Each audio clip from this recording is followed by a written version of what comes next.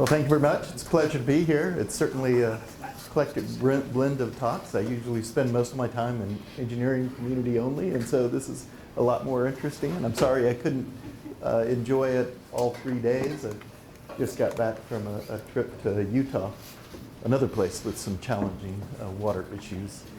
So I want to talk about water challenges, and I'm going to start out and I thank Jorge for obviously having a similar perspective to mine, because I'm going to follow along with some of the comments that he had initially.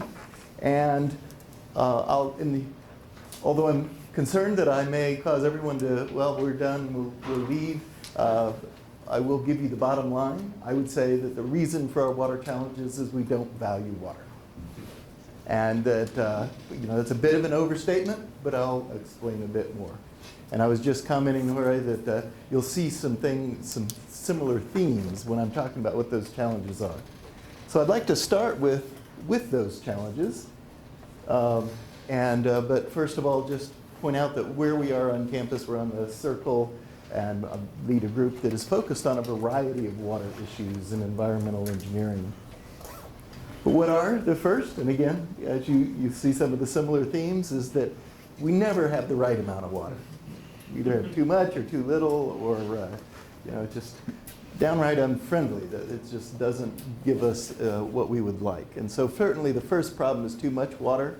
And although Houston got most of the press with Hurricane Harvey, I would say that Beaumont was actually harder pressed in that both their main water supply system as well as several other primary sources of water were shut down due to the flooding due to Hurricane Harvey. And I can assure you that those drinking water pumps there, partially submerged, don't work very well, especially driven by electricity when this is occurring. And they had some real challenges associated with that. So flooding is a problem, and that also relates to our water infrastructure, yet another problem. But of course, the one that we're most interested in, too little water. And we always appreciate, and I think you've probably all seen pictures of the very helpful buoy that's sitting on land to say that the water's a little shallow here. It is a great picture of challenges. Being a boater myself, a sailor, I'll stop long before I see that shallow water marker. So that's certainly the bigger problem that we see here. The one that I focus most of my career on, and of particular interest, is the poor water quality, depicted here by oily sheen on the beach. But there's, of course, groundwater quality issues, and in my case, a lot of my work's driven by the legacy contaminants in sediments underneath our surface waterways. So those are all certainly challenges. And then the water infrastructure that we have to tie it all together, especially in the more populated portions of the United States, a lot of that infrastructure is incredibly old. And so we all remember the Flint water infrastructure issues, for example, but they're in greater to lesser degree a problem throughout the United States. And as again, that pump, or if we looked at the submerged pumps after Hurricane Sandy in New York City, again, water infrastructure that really wasn't designed to manage in the face of these hazards, but also quite old and providing its own quality challenges as well. We perhaps know, again, just continuing with some of the challenges, but looking at water demand across Texas currently, using some of the same source. So the Texas State Water Plan is a great source of information. It's downloadable to anyone if you have an opportunity to do so. But one of the things that I find interesting in this is that we look at water use, the size of these pies are related to volume, but the actual biggest pie is the one that we're on. But we're not necessarily viewed as having great opportunity for lots of water, but we actually consume more than even most of the metropolitan areas in Texas. And of course, by the color, almost all of that is irrigation. And I'll also say, in line with my comment that we don't value water, irrigation, at least for crops, is actually its lowest valued use. And so we actually commit the most water across the world and in the United States and in Texas to the lowest value use.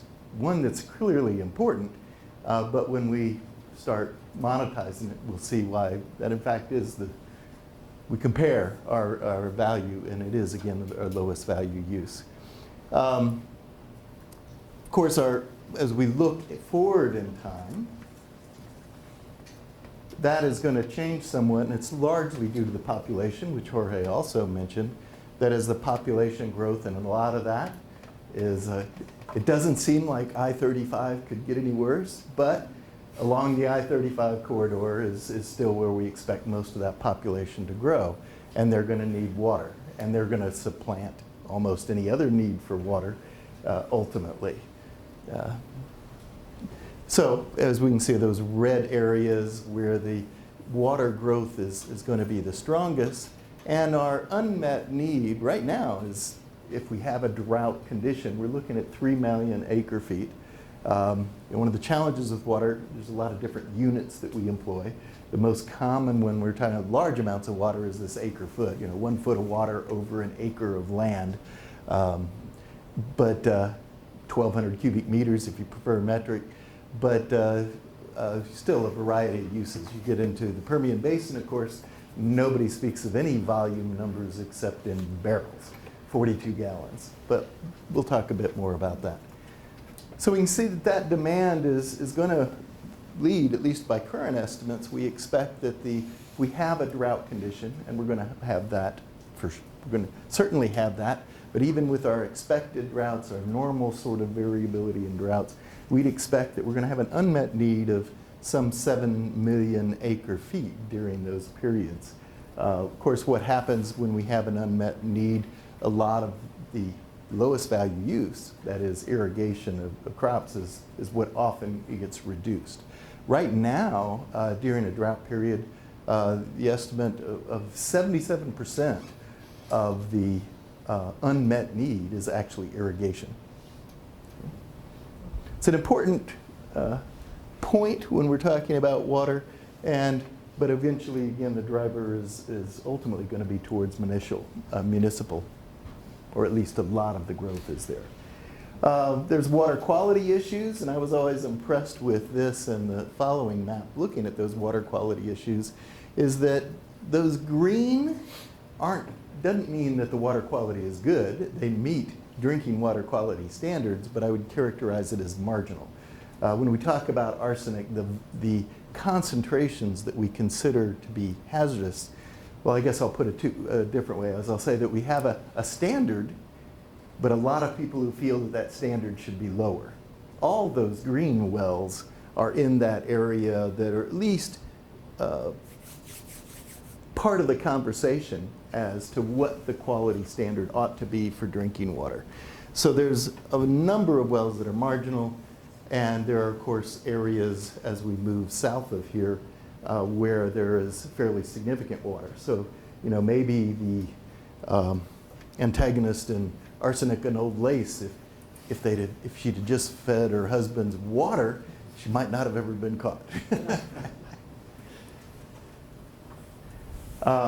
One of particular interest to me is radionuclides. I have a house in Burnett County, and one of those red dots is surrounded, or my house is surrounded by that red dot, where we have radionuclides that are of issue. Continually get the notices from EPA saying that my water system is out of compliance, and as a result, luckily I don't spend a lot of time there, so perhaps I don't feel it as much of a concern. But as you can see, again, those green dots are marginal, not necessarily great. The red dots are already a problem. And an awful lot of Texas groundwater has these naturally associated hazards. So quantity issues, quality issues, and what are the reasons for those challenges? Well, there's the obvious one.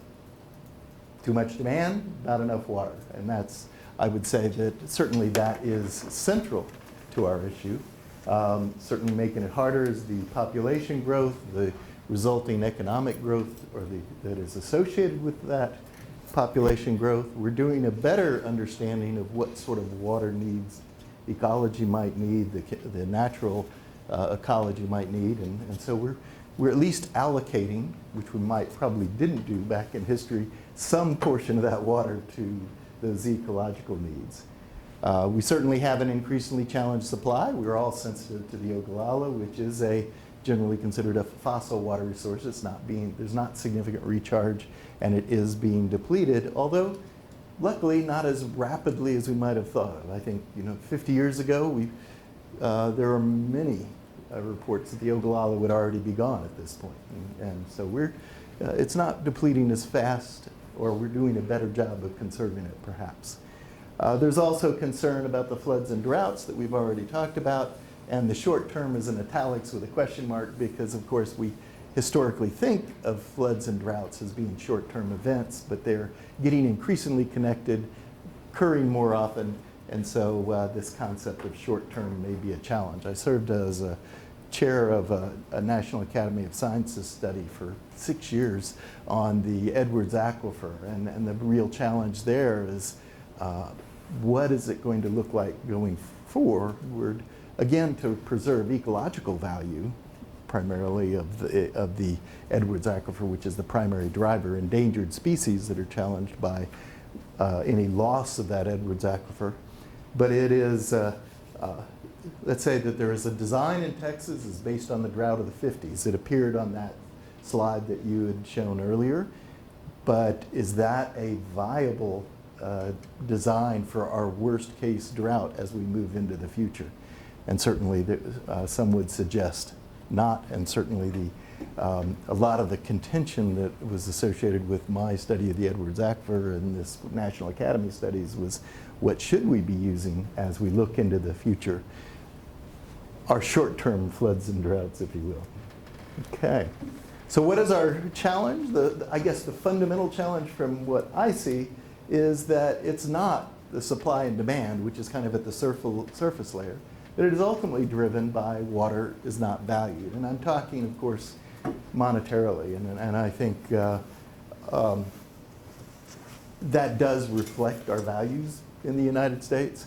And certainly those of you that are, as you're saving for retirement, you can ask yourself, how much funds have you put into water utilities, or any utility for that matter, to save for your retirement? And so it does hit all of us. You better hope Social Security works if you have put your money in water utilities, because it's not necessarily a valuable proposition. As I mentioned before, our largest use, both on a national, international, and in Texas basis, is irrigation. As much as 80% of the water goes to irrigation of crops. But the value that comes out of that acre foot of water is typically less than $100 for most crops. That is, the value of that water to the farmer is, in terms of increased crop yield, is of the order of $100 for an acre foot of water. And when we compare that to what an acre foot of water is to, let's say, municipal or certainly for drinking water, it's a significantly more than that. $3 to $6 per 1,000 gallons, which works out to $1,000 to $2,000 per acre foot. And which is also the reason large-scale irrigation came into play was when the federal government basically provided free. It's very useful to farming community and agricultural community as long as irrigation water is provided at low cost.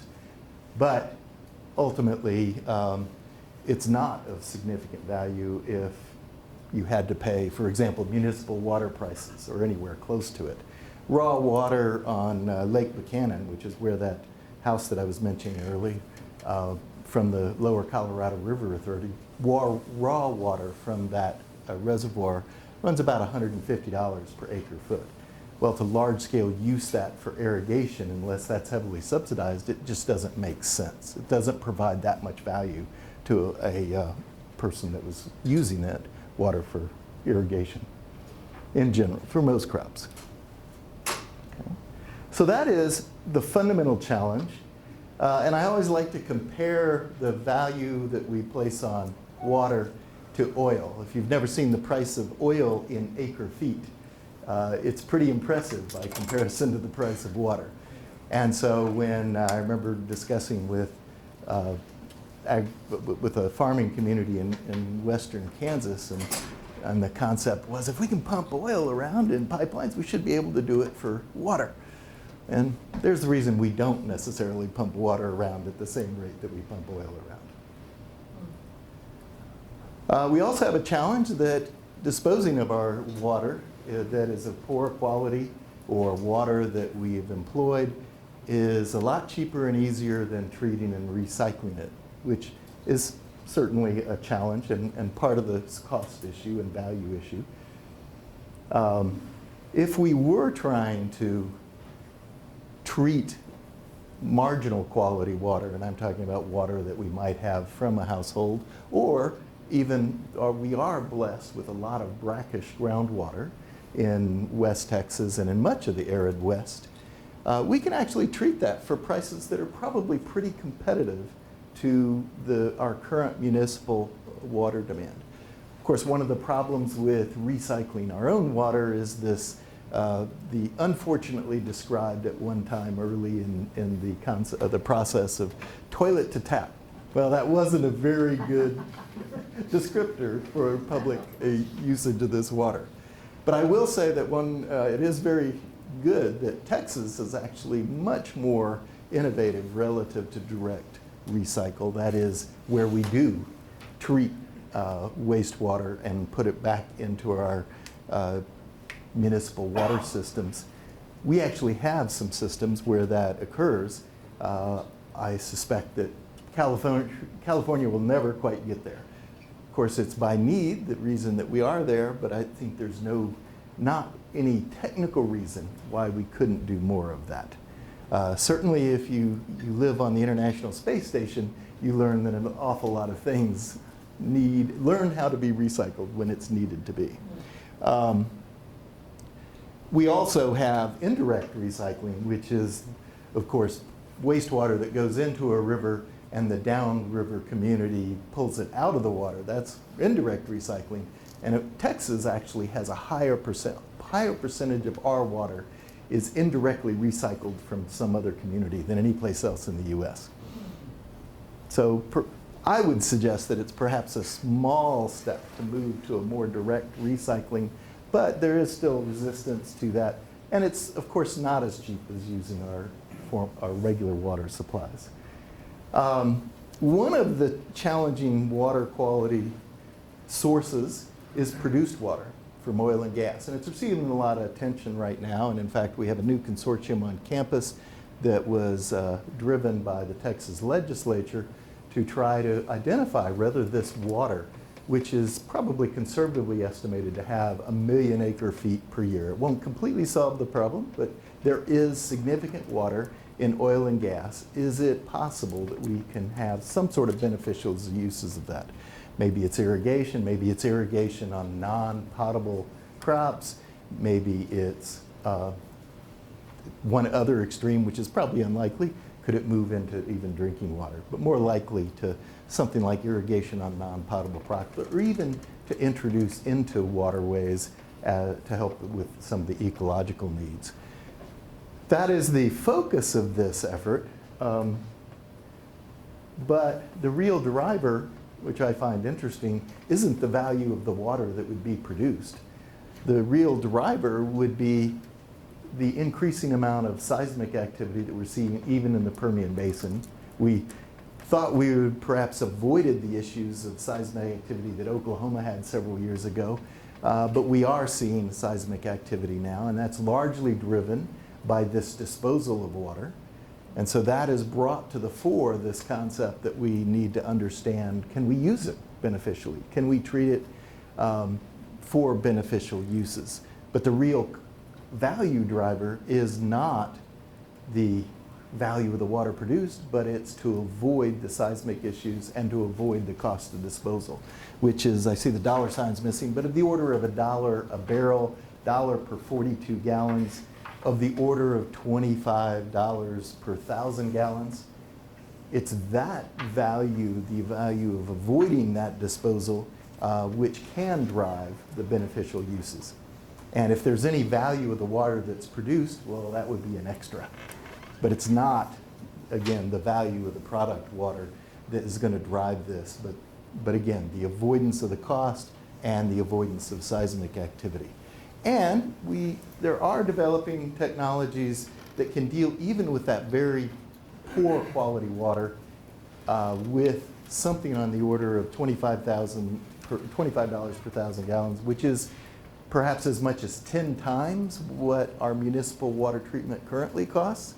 But again, since the driver is the avoidance of the disposal costs, which are similar, there is a possibility of beneficial treatment and reuse of that water. I thought I'd just mention that there's a whole host of technologies out there. They've been around for a long time. They're not economically viable unless they're driven by something like avoiding disposal costs. Again, the value of the water, at least right now, is not enough to drive any of these technologies. They also use a lot of energy, which is what's shown in this graph. That energy means they have a fairly substantial carbon footprint unless we take great steps to try to provide that energy from renewable resources. And that also translates into cost. And even treating relatively marginal, or let's say pretty good quality wastewater, but it's still marginal quality, at least at the outset, those sort of treatments, some technologies allow us to at least approach the cost of the available water right now. But certainly the more complicated the water, the more complicated the treatment, the poorer quality water, we keep moving to the right on that. And of course, it just gets more expensive. So let me close with the themes that I've tried to discuss. One, and these are also the things that I'd like to have if there were a concept for K to 12 that I'd love to see every person know, would be, first of all, that agricultural irrigation is such a big part of the situation. We would certainly, and it is important to save water, for example, in municipal irrigation of our lawns, but we could save all that water and we won't make a dent in the big overall water picture. We'd help within a given community, but compared to commercial agricultural irrigation, our lawns perhaps are not the problem. There are certainly substantial challenges to water availability due to climate and quality, due to, for example, those arsenics and radionuclides from both natural and anthropogenic forces, largely population. That population is going to be a significant pressure on our existing water supplies. And again, my bottom line is that although water is critical, we all would recognize it's important, we'll all give it lip service, it really lacks the sufficient value to drive the sort of, it certainly attracts substantial investment, but it doesn't attract perhaps enough investment for the innovation and treatment or to drive consumer change that would make this a lot easier problem. What we're going to end up doing in the future is taking a lot of those poor quality waters, treat them perhaps to some extent, and then blend them. And we do this in West Texas all the time. We probably have high salt waters that we blend in with some better water quality, and we end up with the mix that we might have that probably you wouldn't expect Midland water to be acceptable in Los Angeles, but that's what we drink in much of West Texas. Okay? But it is through that blending.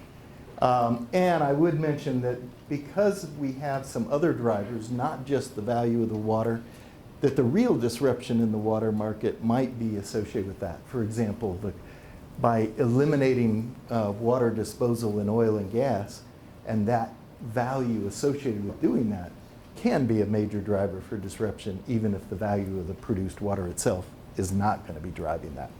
With that, let me stop and thank you for your attention.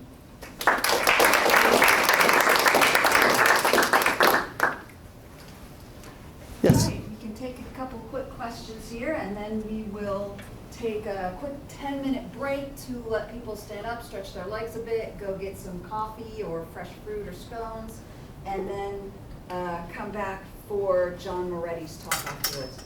So questions? Well, I was always impressed, or I was impressed with the agenda and that there was no break listed. I said, oh, that's brave. We're going to work one in here. And it seems to be my role in life to either just be before lunch or before break. I'm not sure what that means, but anyway, your question. Is there a quick answer to the question of what's the main contaminant that produces water that has to be cleaned out? Salt. I think the primary public concern would be chemicals that are associated with either the oil itself that it was in contact with in the formation, or with chemicals that might have been introduced, especially in the past, for example, hydraulic fracturing. Certainly in the Permian, it is a tight formation. There's a lot of fracturing of some sort going on. As we have moved over the past decade in hydraulic fracturing, the so-called let's say the fracturing waters are much simpler now. In fact, people say, well, we didn't really need chemicals, so we're not going to be using them. There's some biocides, et cetera. So there are still some chemicals of concern, and that remains probably the public concern. But those are, the vast majority of the water produced is actually just the natural waters in the formation. And the biggest problem, the biggest challenge cost-wise is the fact that it contains triple the salinity of seawater. And managing that is why it costs $25 1,000 gallons, as opposed to desalinating seawater might be $5 or $6 1,000 gallons. Yes? Given that agricultural irrigation remains the biggest consumer, especially here in West Texas, would you be willing to comment on the use of drought-resistant crops? Because this seems to my mind to be also a really pivotal way to perhaps cut down on water usage, but yet it hasn't come up in our discussions. And so I was wondering if you would hazard a well, first of all, prediction. always willing to comment on anything. Yeah.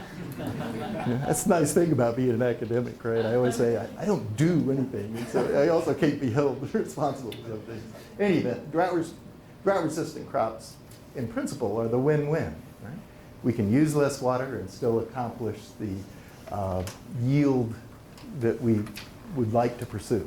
So, absolutely, it is a laudable goal. Admittedly, it's not an easy thing as well, but if the cost of seeds is as much as the cost of the water that you're replacing, it doesn't necessarily help you much. But still, it is a win-win, and it is a laudable goal. Yeah. No, I was just going to say one of the one of the reasons why for this conference, from my point of view, was to do something. So I'd like to take you up on what you just said.